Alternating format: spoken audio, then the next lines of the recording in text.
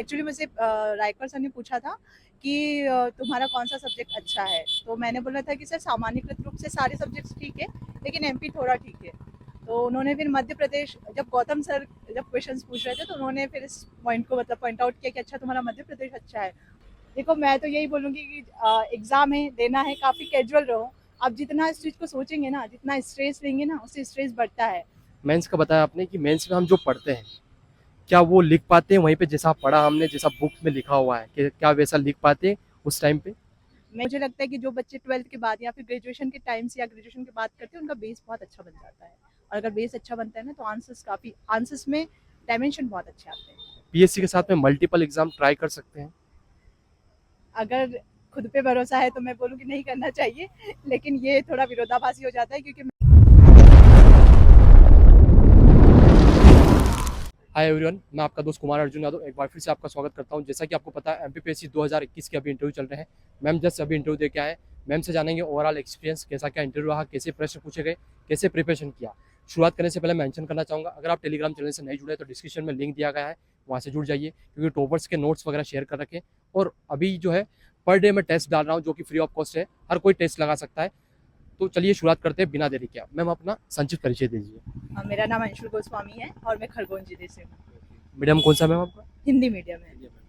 कैसा क्या इंटरव्यू रहा और कौन सा बोर्ड था आपका? मेरा बोर्ड बी था, रायकवाड़ सर का बोर्ड था। शुरुआत कहाँ से हुई थी आपसे प्रश्नों की? शुरू में उन्होंने यही पूछा कि अपना रोल नंबर बताइए और पापा क्या करते हैं। फिर उसके बाद उन्होंने क्वेश्चन पूछ लिया कि हिंदू और हिंदुत्व और सनातन में डिफरेंस बताइए। मतलब यही सबसे रायकर सर का मेन क्वेश्चन था। बाकी उन्होंने मतलब ऐसे कैजुअली स्टार्ट नॉर्मल क्वेश्चंस किए थे स्टार्टिंग में, तो फिर मैं, लेकिन सबसे बड़ा क्वेश्चन यही था रायकर सर का। उसके बाद उन्होंने दूसरे, उनका क्या क्वेश्चन था आपसे? उनका क्वेश्चन ये था कि पटवारी क्यों ज्वाइन किया, मतलब मैं पटवारी के पद पे हूँ, अभी चल रहा है मेरा। तो उन्होंने बोला जब तुमने कंप्यूटर साइंस से मास्टर्स किया है तो पटवारी क्यों ज्वाइन किया।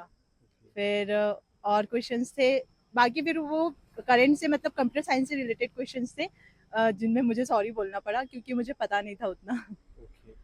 इसके बाद आपका हॉबी वगैरह से भी प्रश्न हुआ? हॉबी से नहीं पूछा, मतलब क्वेश्चंस काफी रैंडम क्वेश्चंस थे। मतलब डेफ से नहीं थे, करंट से भी एकदम जो चल रहा है ना, जो हम मतलब पढ़ रहे हैं उससे नहीं। वो थोड़ा सा हटके लगा मुझे, मतलब हटके पूछ रहे हैं। और मैंने आगे वाले जो मेरे जो गए थे कैंडिडेट्स, उनसे भी पूछा तो उन्होंने बोला कि हाँ थोड़ा अलग पूछ रहे हैं, मतलब काउंटर क्वेश्चन भी हो रहे हैं? काउंटर क्वेश्चंस नहीं हो रहे हैं। आपका जो जिला है उससे भी कोई प्रश्न को देखने को मिला? नहीं, मेरे जिले से कोई क्वेश्चन नहीं था, लेकिन गौतम सर, एक्चुअली मुझसे रायकर सर ने पूछा था कि तुम्हारा कौन सा सब्जेक्ट अच्छा है, तो मैंने बोला था कि सर सामान्यकृत रूप से सारे सब्जेक्ट्स ठीक है, लेकिन एमपी थोड़ा ठीक है। तो उन्होंने फिर मध्य प्रदेश, जब गौतम सर जब क्वेश्चंस पूछ रहे थे तो उन्होंने फिर इस पॉइंट को मतलब पॉइंट आउट किया कि अच्छा तुम्हारा मध्य प्रदेश अच्छा है, अच्छा चित्रकूट की 5 विशेषताएं बताओ, एकदम पॉइंट में। इस तरीके से। बन गया था फिर प्रश्न? नहीं, मैं 2-3 बताने लगी और मैंने ऐसा बोला कि चित्रकूट को पवित्र नगरी घोषित किया गया था 2009 में, तो उन्होंने बोला ये पुराना बता रही हो, शायद उसका करंट में अभी कुछ चल रहा है, हवाई टैक्सी या कुछ तो ऐसा है जो मुझे अभी आइडिया नहीं था। तो मैंने बोला सॉरी सर, मुझे अभी करंट का नहीं पता। पहला अटेम्प्ट था आपका ये? जी सर। इंटरव्यू पहला ही था? जी, इंटरव्यू मतलब अटेम्प्ट मेरा थर्ड प्रीलिम्स था, लेकिन मेंस फर्स्ट था और इंटरव्यू फर्स्ट है। आपके सब्जेक्ट से भी और कोई सब्जेक्ट हो जिसको पढ़ा था आपने, इंटरव्यू के लिए तैयार किया था, वहाँ से भी प्रश्न हुए? नहीं सर, लेकिन जो एक सर थे उन्होंने एक ऐसे मतलब रोबोट का पूछा था कि जो एक ऐसा कोई रोबोट है जो सारे काम कर लेता है, टीचिंग वगैरह और सब कुछ कर लेता है, उस रोबोट का नाम बताओ। मतलब ये मेरे कंप्यूटर साइंस फील्ड से थे। और फिर एक गौतम सर ने क्वेश्चन पूछा था कि कंप्यूटेशन और कोलेशन करके कुछ वर्ड था, बोले उसमें क्या डिफरेंस है। इस टाइप से क्वेश्चन थे। ऐसा भी कोई प्रश्न था कि आपको एसडीएम वगैरह बना दिया जाए तो आप कैसे डील करेंगे? सिचुएशन वाले एक भी क्वेश्चन नहीं, एक भी क्वेश्चन नहीं था। करंट अफेयर में अच्छा जो पूछ रहे हैं वो हाँ इंडिया का हाँ, पूछ रहे हैं, एमपी मैं का कि इंटरनेशनल पूछ रहे हैं? ऐसा उन्होंने कुछ नहीं, मुझे सिर्फ रायकर सर ने पूछा था कि अच्छा तुमने आज न्यूज़पेपर पढ़ा है क्या, मैंने बोला यस सर। तो उन्होंने पूछा था 3 न्यूज़ बताओ। अच्छा, मतलब आज का न्यूज़पेपर आपको पढ़ के जाना चाहिए, किसी से भी जाना है। पूछ सकते हैं? हाँ, पूछ सकते हैं। आपका नाम का मतलब भी पूछा था? नहीं, डैब से बहुत कम पूछा, डैब से बस कंप्यूटर साइंस ही था जो पूछा। आपका ग्रेजुएशन और स्कूलिंग वगैरह से भी कोई प्रश्न हुए कि आपने यहाँ से स्कूलिंग वगैरह किया है, फिर ऐसे कोई नहीं, कोई क्वेश्चन नहीं था। कोई प्रिपरेशन से रिलेटेड बताना चाहेंगे? प्री और मेंस को कैसे तैयार किया था आपने? मैंने प्रीलिम्स मतलब मैंने जो तैयारी है 2020 से स्टार्ट की थी, और तैयारी में यही है कि स्टार्टिंग में मेंस से शुरू करना चाहिए। मैंने कोई कोचिंग तो नहीं की, लेकिन ऐसा है कि स्टार्टिंग में हाँ ऑनलाइन एक अकेडमी ज्वाइन की थी। बाकी फिर मैंने सेल्फ ही किया है, मेंस का किया, और उसके साथ ही साथ प्री अपने आप होता गया, फैक्चुअल डेटा क्योंकि उसी से आप निकाल लेते हैं। 2020 का मेरा प्रीलिम्स नहीं हुआ था, जब एक क्वेश्चन से रुका था, तो फिर मैंने उस पर बहुत अच्छा एनालिसिस किया कि कहाँ गलती हो रही है, और फिर वो जब चीज़ मुझे समझ में आ गई तो फिर 21, 22, 23 सारे प्रीलिम्स निकले हैं, सारे मेंस दिए। मेंस के जो पेपर होते हैं 6 दिन होते हैं, उसका प्रेशर कैसे हैंडल किया आपने? अ, देखो मैं तो यही बोलूँगी कि एग्ज़ाम है, देना है, काफ़ी कैजुअल रहो। आप जितना इस चीज़ को सोचेंगे ना, जितना स्ट्रेस लेंगे ना, उससे स्ट्रेस बढ़ता है। तो नॉर्मली आप जो पढ़ रहे हो पढ़ो, जैसे कि 6 दिन जो रहता है, पहला पेपर दिया तो ऑब्वियस सी बात है उसके लिए हम थोड़ा रेडी रहते हैं क्योंकि टाइम रहता है। सेकंड पेपर से जितना जो आप मोटा-मोटा आप शॉर्ट नोट्स बना रहे हो, या आपने अगर क्वेश्चन आंसर फॉर्मेट, जैसे मैं क्वेश्चन आंसर फॉर्मेट में लिख के रखती हूँ, तो मैं सिर्फ वो आंसर्स पढ़ लो और रिलैक्स रहो। मेंस का बताया आपने कि मेंस में हम जो पढ़ते हैं, क्या वो लिख पाते हैं वहीं पे जैसा पढ़ा हमने, जैसा बुक में लिखा हुआ है, कि क्या वैसा लिख पाते हैं उस टाइम पे? मैं यही कहना चाहूँगी, जो राज्य सेवा परीक्षा है ना, वो सिर्फ किताबों का खेल नहीं है, वो आपके जीवन का भी ज्ञान है। आपने जीवन में क्या सीखा है, आप किस तरीके की थिंकिंग रखते हैं, वो सारा में आपकी कॉपी में आता है। अगर आपकी कॉपी में, अगर आपके जीवन के मतलब मुझे लगता है अगर आपके विचार बहुत अच्छे हैं ना, तो आपके आंसर्स में जीवंतता आ जाती है, और कहीं ना कहीं वो आपको नंबर्स ज़्यादा दिलाती है।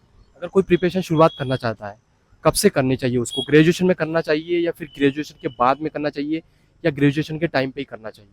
जिसे जब ये समझ में आ जाए कि मुझे पीएससी करना है, उसे तब से कर लेना चाहिए, क्योंकि पीएससी अपने आप में बहुत मतलब ऐसा है ना, वास्ट भी है, सिलेबस इतना वास्ट है। और मैंने जैसे कहा कि जीवन की समझ काम आती है। अगर जैसे मुझे बहुत लेट रियलाइज़ हुआ, तो मैंने काफ़ी लेट तैयारी शुरू करी, लेकिन मुझे लगता है कि जो बच्चे 12th के बाद या फिर ग्रेजुएशन के टाइम से या ग्रेजुएशन के बाद करते हैं, उनका बेस बहुत अच्छा बन जाता है। और अगर बेस अच्छा बनता है ना, तो आंसर्स में डायमेंशन बहुत अच्छे आते हैं। पीएससी के साथ में मल्टीपल एग्जाम ट्राई कर सकते हैं? अगर खुद पे भरोसा है तो मैं बोलूँगी नहीं करना चाहिए, लेकिन ये थोड़ा विरोधाभासी हो जाता है, क्योंकि मैंने पहली ही एग्ज़ाम दी व्यापम की। इससे पहले मैंने कभी व्यापम की एग्ज़ाम नहीं दी थी, लेकिन चूँकि प्रक्रिया इतनी लेट हो रही थी एमपीपीएससी की, इसके लिए मैंने दी, और फिर मैंने पटवारी ज्वाइन भी किया। लेकिन मैं कहना चाहूँगी कि अगर आप श्योर है और थोड़ा-सा आप में आत्मविश्वास है, और अगर आपका एनालिसिस अच्छा है एग्ज़ाम को लेकर, तो मुझे लगता है कि आप एमपीपीएससी मतलब आपको करना चाहिए, और आपका होगा ही। नॉर्मल स्टूडेंट के मन में होता है कि यार पोस्ट 200 या 250 पोस्ट है, फॉर्म इतने लोग भर रहे हैं, फिर सिलेक्शन कुछ चुनिंदा लोगों का होना है, तो कभी ऐसा फील नहीं हुआ? बिल्कुल होता है, यही तो स्ट्रेस मैनेजमेंट है। अब अधिकारी, अगर जो अधिकारी बन रहा है, तो मुझे लगता है कि तैयारी तो जिस दिन से आप पढ़ना शुरू कर देते हैं ना, अधिकारी बनने की तैयारी तभी शुरू हो जाती है, उसी दिन से। कोई सुझाव हो आपकी तरफ से स्टूडेंट के लिए जो भी आपका इंटरव्यू देख रहे हैं? कुछ नहीं, कूल रहिए, आराम से रहिए, वहाँ पे सिर्फ बातचीत हो रही है, डरना नहीं है। स्माइल रखिए फेस पे, जितना आ रहा है इतना आ रहा है, जो नहीं आ रहा है उसको सॉरी बोल के प्यार से। आपको लग रहा है कुछ बोर्ड में आपसे कुछ मिस्टेक्स हुई है? मैं बोल रही हूँ ना, जैसे जलवायु परिवर्तन और पर्यावरण परिवर्तन, तो एट ए टाइम आपको बहुत अच्छी शब्दावली नहीं आ पाती है। मतलब अगर आप डिफरेंस जानते भी हैं, तो वहाँ पे उसको डिलीवर करना थोड़ा सा मुश्किल हो जाता है। अदरवाइज तो ठीक है, मतलब वही सेंटेंस फॉर्मिंग और वहाँ पे डिलीवर करना अच्छे से, कि वो लोग समझ पाए आप क्या कहना चाह रहे हो, उसमें मुझे लगा थोड़ी सी मेरी दिक्कत थी। बाकी ऑल ओवर ठीक था। Thank you so much, best विशेष की आपका सिलेक्शन हो अच्छे रैंक के साथ में। मिलते हैं आपसे एक और इंटरव्यू में, फाइनल लिस्ट में। ओके, अगर आपके मन में किसी भी प्रकार की क्वेरी हो, कोई प्रश्न हो, तो कमेंट करके जरूर बताएं, मैं कोशिश करूंगा अगले इंटरव्यू करने की।